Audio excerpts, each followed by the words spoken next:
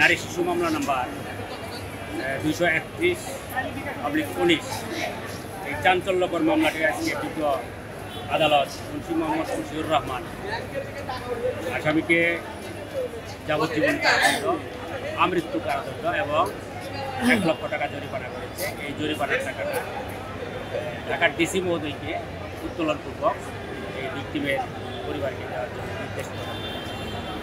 এই মামলাটি কেরানীগঞ্জের একটি কেরানীগঞ্জ মডেল থানার মামলা।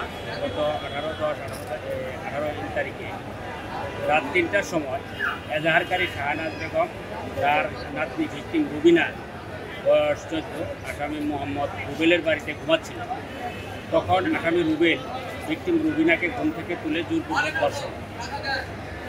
ঘটনার প্রায় 2 বছর আগে থেকেই বিভিন্ন সময় আসামি রুবেল এই ভিক্টিমকে দিনের পর দিন ধর্ষণ করে। ধর্ষণের ফলে ভিক্টিম গর্ভবতী হয়। ওয়ালটন এখন দেশের সীমানা পেরিয়ে পৌঁছে গিয়েছে 50টিরও বেশি দেশে। ওয়ালটন, ঘরে ঘরে বিশ্বজুড়ে। বিগত 21/10/18 তারিখে এজাহারকারী শাহনাজ বেগম কেরানীগঞ্জ মডেল থানায় একটি এজাহার দেয়।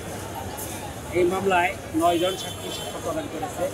তদন্তে প্রমাণিত হয়ে আসছে 9 জন সাক্ষী তাদের সাক্ষ্যে সত্যতা প্রমাণ করে গেছে এবং এই আসামি 162 ফৌজদারি কার্যবিধি আইনের 164 ধারায় 162 বলেছে যে দোষ স্বীকার করে জবানবন্দি দিয়েছে। আমরা এই রায়ে সন্তুষ্ট যে আসামিকে যাবজ্জীবন আমৃত্যু কারাদণ্ড দিয়েছে। আমরা আচ্ছা, এই আসামির সাথে যে ভিকটিম, সেই ভিকটিমের সম্পর্কে কি ছিল? আসলে এটা খুবই একটা মানে দুঃখজনক একটা বিষয় যে এই